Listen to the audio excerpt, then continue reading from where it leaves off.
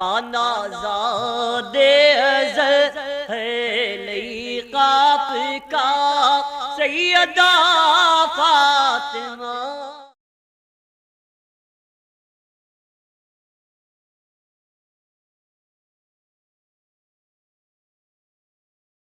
السلام علیکم ورحمۃ اللہ وبرکاتہ۔ نحمده ونصلي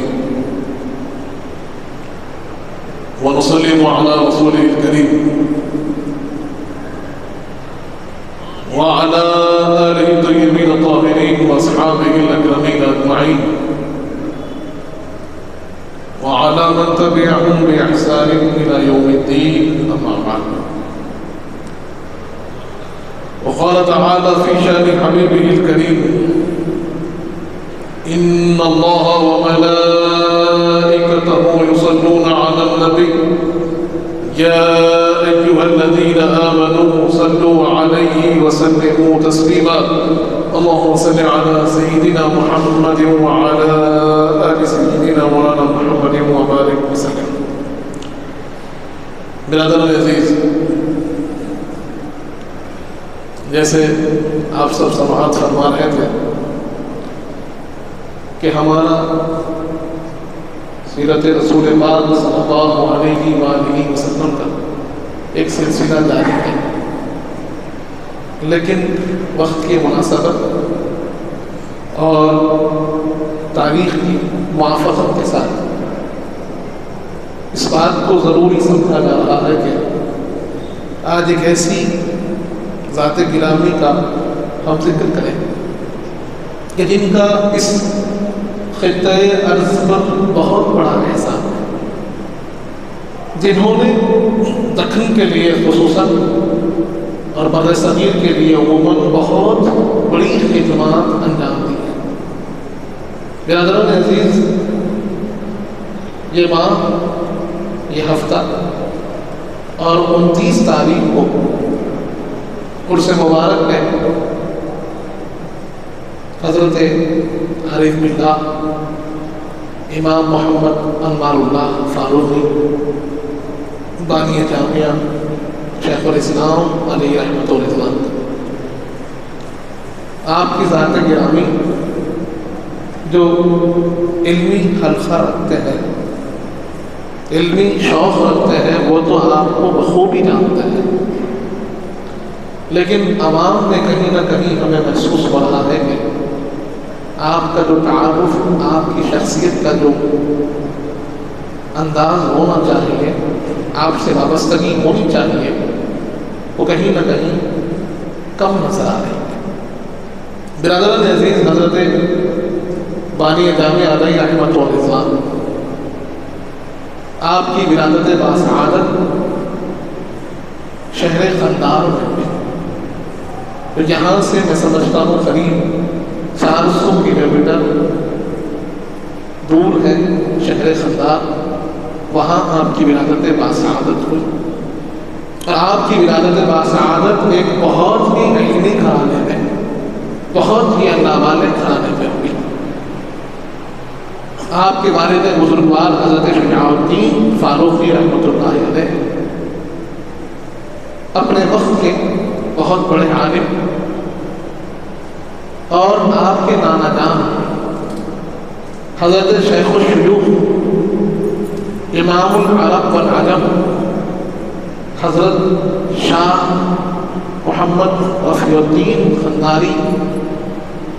رحمۃ اللہ علیہ اس وقت کے سب سے اکابر بزرگوں میں آپ کا شمار تھا، علمی اعتبار سے بھی بہت بزرگ، روحانی اعتبار سے بھی بہت بلند، اور معاملہ اتنا وراء الورا تھا کہ عرب والے بھی آپ کے خائب تھے، عجم والے بھی آپ کے خائب تھے، اور آپ کا لقب حضرت شاہ رفیع الدین قنداری رحمۃ اللہ علیہ کا لقب تھا شیخ العرب والعجم۔ اور آپ کی ارادت میں آنے کے لیے یہ بات ہمیں سمجھنی چاہیے کہ آج ہم مریدی کی اہمیت کو سمجھتے نہیں،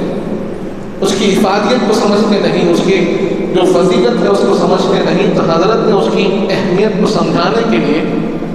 اور اس راستے پہ چلنے کے طریقے کو بتلانے کے لیے یہ قاعدہ مقرر کر دیا تھا، یہ قانون مقرر کر دیا تھا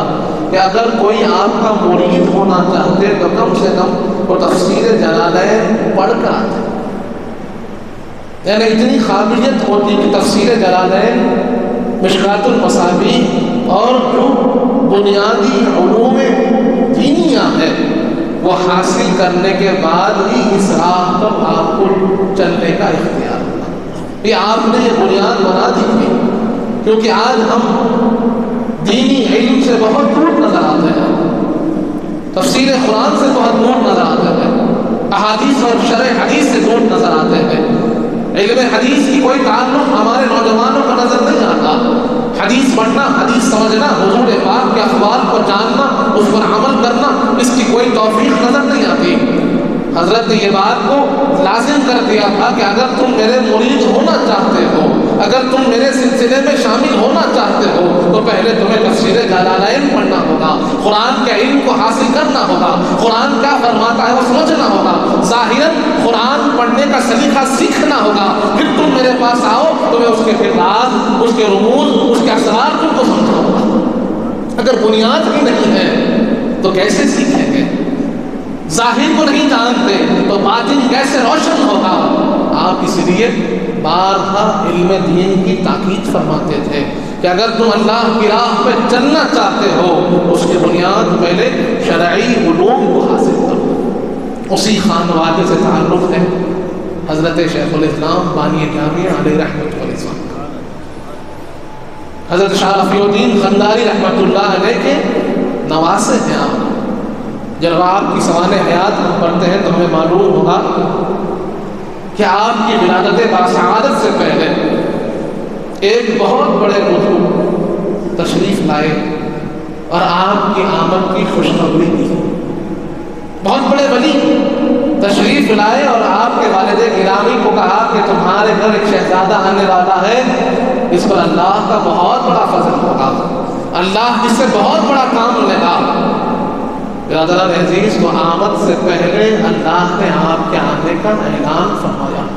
لوگوں کو بتا دیا کہ اب جو آنے والے ہیں یہ اللہ کے خاص بندے ہیں۔ برادران عزیز، آپ کی نشو و نما آپ کے والد گرامی کے سایہ بدری میں ہوئی، وہیں پر آپ نے بنیادی علوم کو حاصل کیا، اور جب علم کی بنیادیں حاصل ہو گئی تو پھر وقت کے اکابر علماء سے آپ نے علم دین سیکھا، اس وقت کے بڑے بڑے مفسرین سے آپ نے درس تفسیر سیکھا، علم تفسیر حاصل کیا، علم حدیث حاصل کیا، علم فقہ حاصل کیا، علم کلام حاصل کیا، علم ادب حاصل کیا، تمام علوم پر آپ کو بست رس حاصل ہوا، اور اپنے وقت کے بڑے علماء میں آپ کو شمار کیا جاتا، بلکہ سارے علماء میں سب سے زیادہ بلند پایا آپ کو لوگ مانتے، یہاں تک کہ جب بادشاہ وقت کی تربیت کا معاملہ آیا، وقت کے بادشاہ جو بننے والے ہیں عثمان علی خان، ان کی تربیت کی بات آئی، ان کی تعلیم کی بات آئی تو آپ کو چنا گیا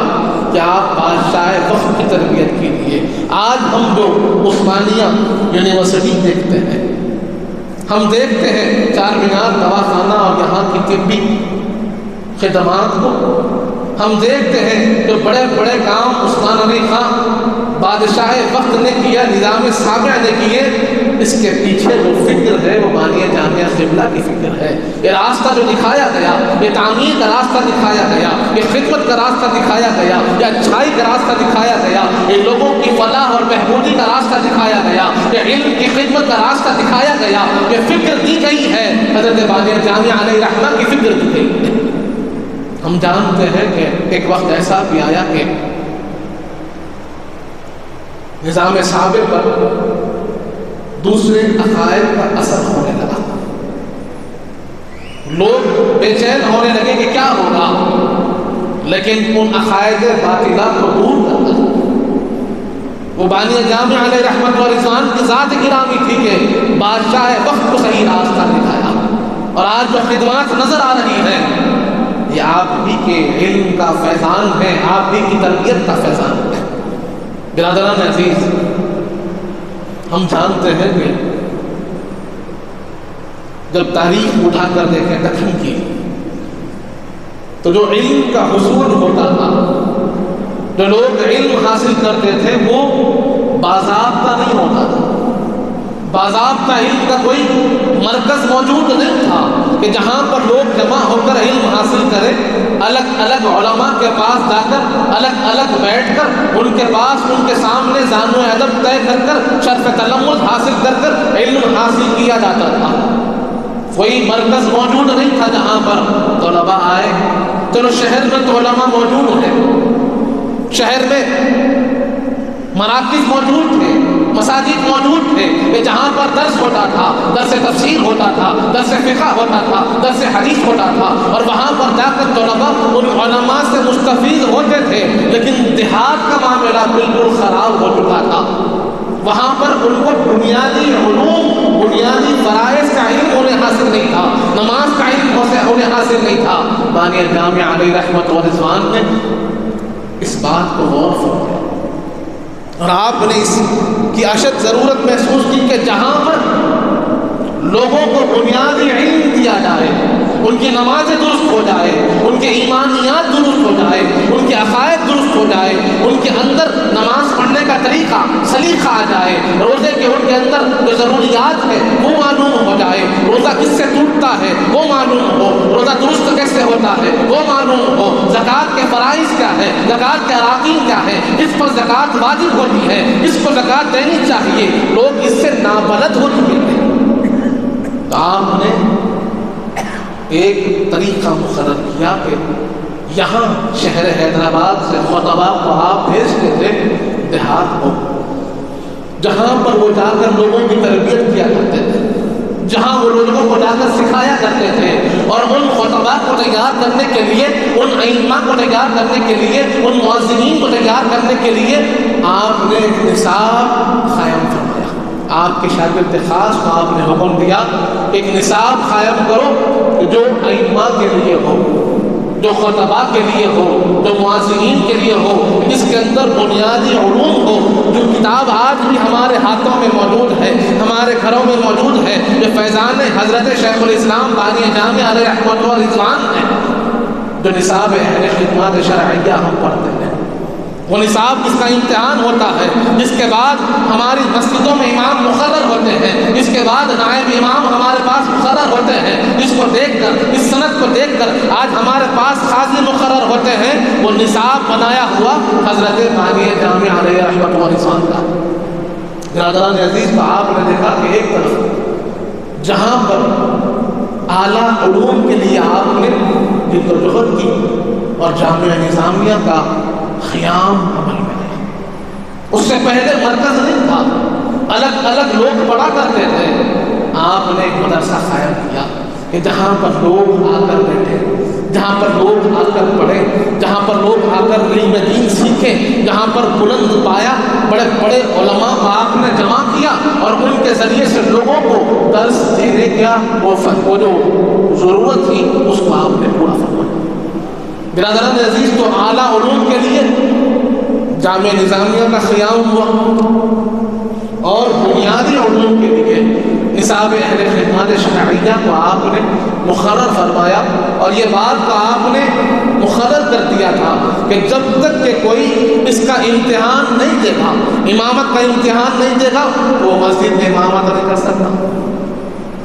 مؤذنی کا امتحان نہیں دے گا اس کو مؤذن بننے کی جو ہے صلاحیت حاصل نہیں۔ اس کا مطلب اس طور پر آپ نے تنظیم کو پیدا کیا، ایک منظم انداز میں آپ نے ایک سسٹم پیدا کیا کہ جہاں پر قابل لوگ ممبروں پر فائز ہونے لگے، قابل لوگ امامت کرنے لگے، کہ جن کو مسائل معلوم ہو، جن کے پیچھے نماز پڑھنے والوں کی نمازوں کے ضامن وہ امام درست نماز پڑھنے والے۔ برادران عزیز، کتنا بڑا کام ہے کہ لوگوں کو دین سے جوڑ دیا، علم دین کو بڑے اچھے انداز میں عام کر دیا۔ اسی طرف دوسری طرف جہاں آپ نے اہل خدمات شرعیہ علوم ظاہرہ کی بنیادی علوم پر ایک کتاب مرتب فرمائی، حکم دیا اور لوگوں تک بات کو پہنچا دیا، وہیں پر دوسری طرف کیونکہ حیدرآباد دکن یہ اولیاء اللہ کا شہر اولیاء اللہ کا شہر ہے، یہاں پر جو دین پھیلا ہے خانقاہوں سے پھیلا ہے، جو لوگ جڑے رہے خانقاہوں سے جڑے رہے، اور بہت سارے لوگ خانقاہوں میں حاضر ہو کر وہاں سے فیضیاب ہوتے تھے۔ تو آپ نے ان اہل خانقاہ کے لیے جو صاحب سجادہ ہوتے ہیں یا پھر جو آئندہ چل کر اس خانقاہ کے ذمہ دار بنیں گے، جو لوگوں کی رشد و ہدایت کا کام کریں گے، جو لوگوں کو صحیح راستہ دکھانے پر کوشش کریں گے، ان کے لیے آپ نے ایک نصاب قائم کیا، جس کا نام آپ نے رکھا ہدایت الشیوخ۔ اور آپ نے فرمایا کہ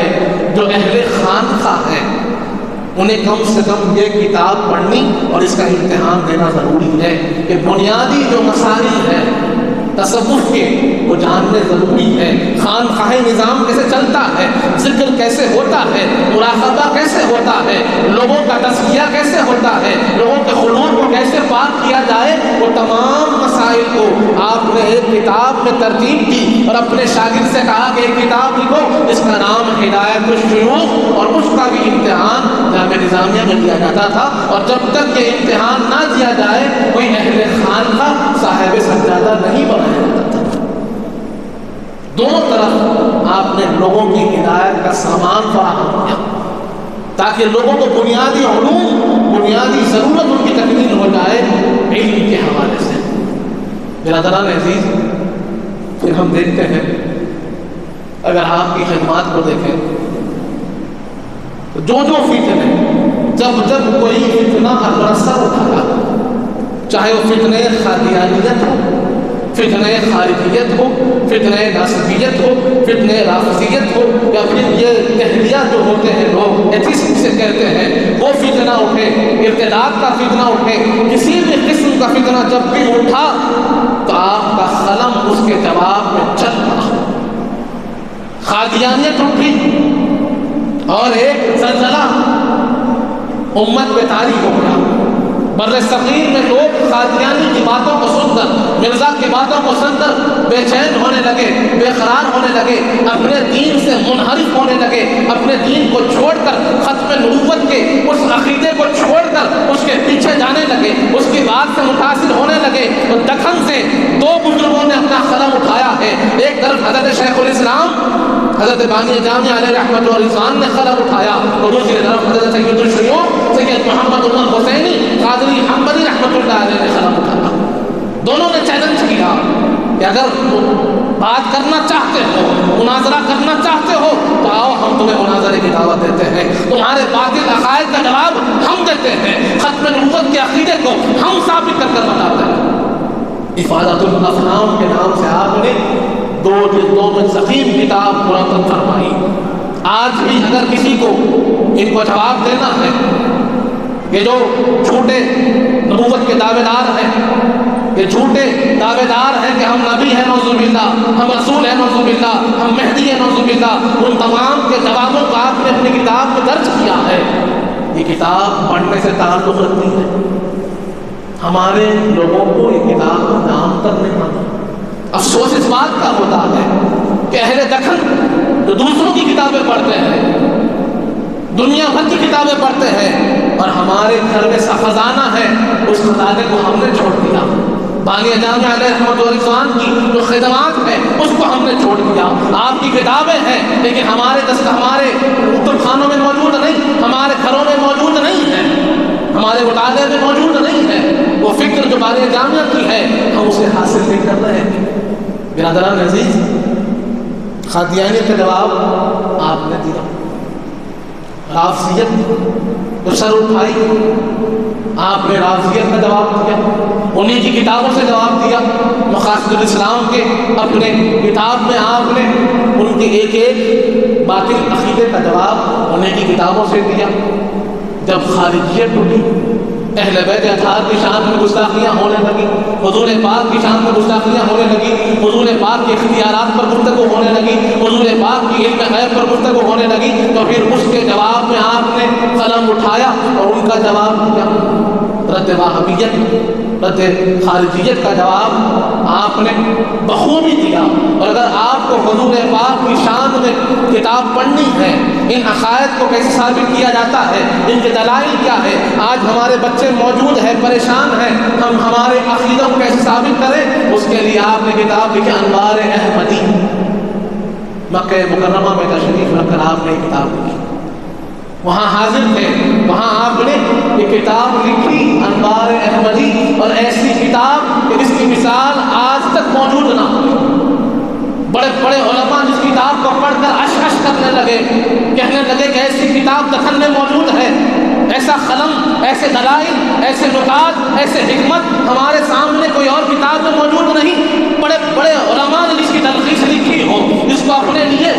سرمایہ سمجھا ہو، وہ کتاب آج ہمارے پاس مفقود ہو گئی۔ انوار احمدی ہر گھر میں ہونی چاہیے۔ جب اعتراض ہوا تخلیق پر، اعتراض ہوا ائمہ و مجتہدین پر، اعتراض ہوا فقہ کے جو ہمارے امام ہیں، امام اعظم ابو حنیفہ پر، امام شافعی پر، امام احمد بن حنبل پر، امام مالک پر، اور ان کی تخلیق پر، تو آپ نے کتاب لکھی حقیقت الفقہ۔ 2 جلدوں میں کتاب لکھی اور لوگوں کو سمجھایا کہ فقہ کی حقیقت کیا ہے، اس کے دلائل کیا ہے، اس مسئلے کو کیسے استعمال کیا جاتا ہے، تخلیق کی حقیقت کیا ہے، کیوں تخلیق کی جاتی ہے۔ آج لوگ پریشان ہیں تخلیق کیوں کرتے ہیں، آپ کی کتاب پڑھیے معلوم ہوگا تخلیق کیوں کی جاتی ہے، اس کی ضرورت کیوں ہے، مسائل کا استعمال کیسے ہوتا ہے، اور ہم کیسے اس راستے پر چلنے والے ہیں۔ برادران عزیز، اسی طرح ہم دیکھتے ہیں متکلمین کا دور چلا، مستشرقین کا دور چلا، علم کلام پر گفتگو کرنے والے، منطق اور فلسفی کی بات کرنے والے، جو آج دین سے دور ہوتے چلے جا رہے ہیں۔ فلسفی کی بات ہو رہی تھی، لاجک کی بات ہو رہی تھی، تھیوری کی بات ہو رہی تھی، قرآن و حدیث کو وہ سننا نہیں چاہتے تھے، پڑھنا نہیں چاہتے تھے، اور ان میں نام نہاد کچھ مسلمان بھی شامل ہو گئے تھے جو قرآن کے بنیادی عقائد پر حملہ کر رہے تھے۔ آپ نے ان کا جواب دیا کتاب العقل کے ذریعے، اور بتایا کہ جتنے متکلمین ہیں جو علم کلام سے قرآن پر، حدیث پر کلام کر رہے ہیں، ان کا جواب آپ نے اپنی کتاب میں دیا، اور ایسی کتاب کہ علماء بھی پڑھنے میں تھوڑا سا ہچکچاتے ہیں۔ علم کا وہ معیار، دلائل کا وہ معیار کہ اگر کسی کی بنیاد کمزور ہو تو یہ کتاب آسانی سے پڑھ نہیں سکتا، سمجھنا تو دور کی بات ہے۔ وہ آپ کا علمی انداز رہا، وہ آپ کا علمی کام رہا۔ پھر حدیث کی خدمت آپ دیکھیں تو صحیح بخاری، صحیح ستہ کہ آپ نے ابواب کی تشکیل کے ساتھ، کیونکہ ہم دیکھتے ہیں تو ایک خصوصی ابواب کے ساتھ، خصوصی انداز کے ساتھ بخاری شریف پڑھی جاتی ہے، مسلم شریف پڑھی جاتی ہے، ترمذی شریف پڑھی جاتی ہے، تو ابواب ایک ترتیب میں ہے، لیکن ایک حدیث میں کئی بات سمجھ میں آتی ہے، کئی مسائل ثابت ہوتے ہیں۔ تو حضرت نے تو یعنی امام بخاری نے ایک مسئلے کے تحت وہ حدیث کو لا دیا، لیکن اس میں کئی مسئلے ہیں، تو آپ نے نئے ابواب کی تشکیل دی،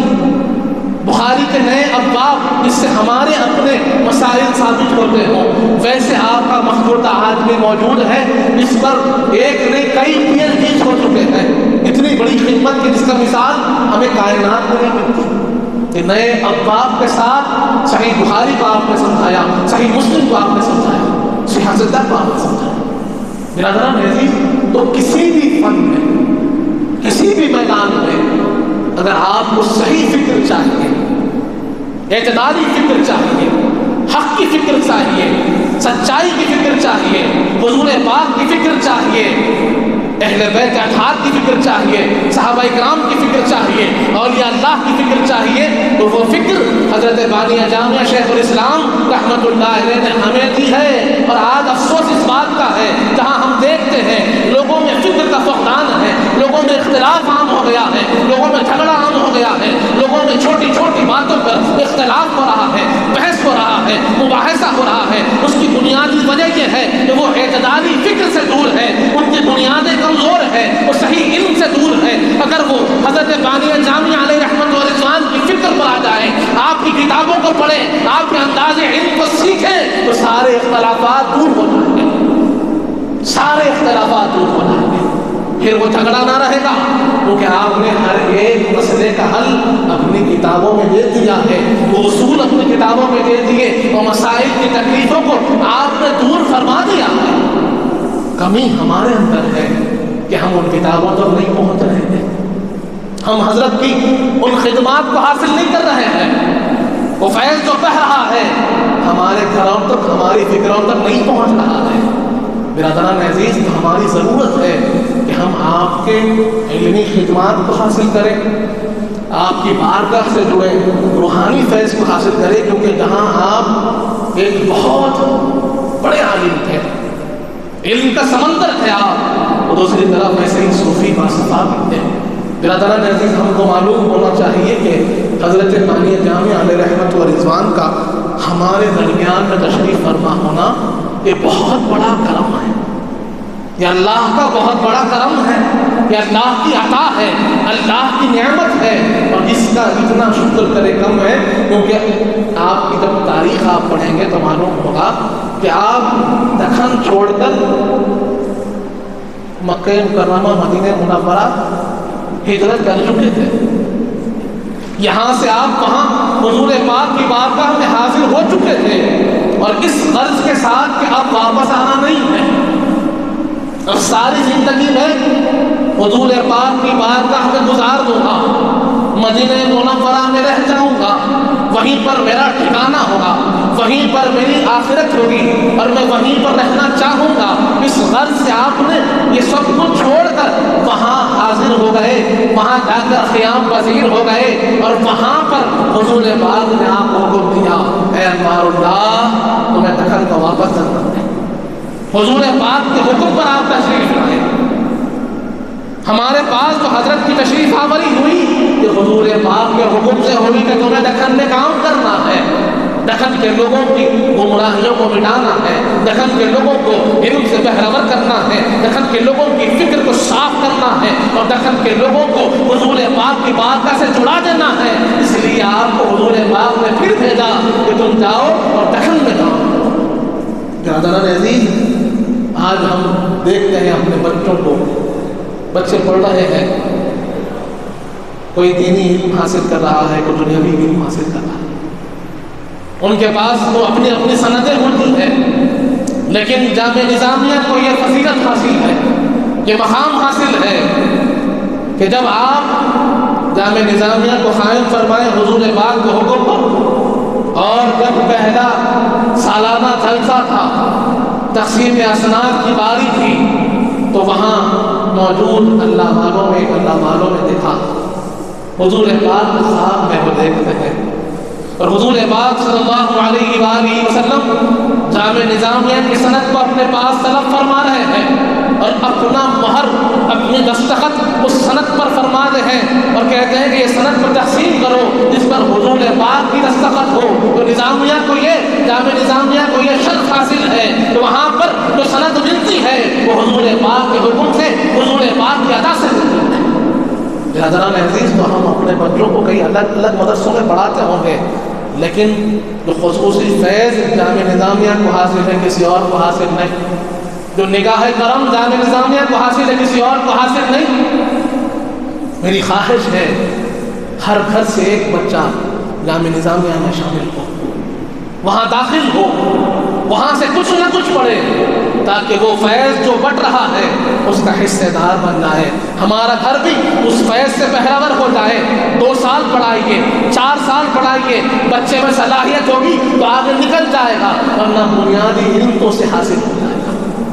بان جامعہ کا وہ بنیادی فیض تو اسے حاصل ہو جائے گا، اس کی ضرورت ہر ایک کو ہوتی ہے۔ برادران عزیز، تو یہ کرم ہے مولا کا، اللہ نے ہمیں جامع نظامیہ دیا، اللہ نے ہمیں حضرت بانی جامعہ علیہ رحمت و رضوان کی نسبت دی، آپ کی علمی فیضان سے ہمیں بہرور کیا کہ آج ایسا کوئی گھر نہیں کہ جہاں علم کی بات ہو، جہاں کوئی عالم ہو، جہاں کوئی دینی درس کا حاصل کرنے والا ہو، اسے جامع نظامیہ کا فیض ضرور حاصل ہوا ہے۔ میں بھی ہوں تو وہیں سے فیض یافتہ ہوں۔ میں تو اپنے آپ کو عرض کرتا ہوں کہ میں خود نہیں بلکہ 4 پشتے ہم جامع نظامیہ سے جڑے ہوئے ہیں۔ میں بھی جامع نظامیہ سے فارغ ہوں، میرے والد گرامی بھی جامع نظامیہ سے پڑھے ہوئے ہیں، میرے دادا حضرت بھی، پیر و مرشد بھی جامع نظامیہ سے پڑھے ہوئے ہیں، اور حضرت شیخ الاسلام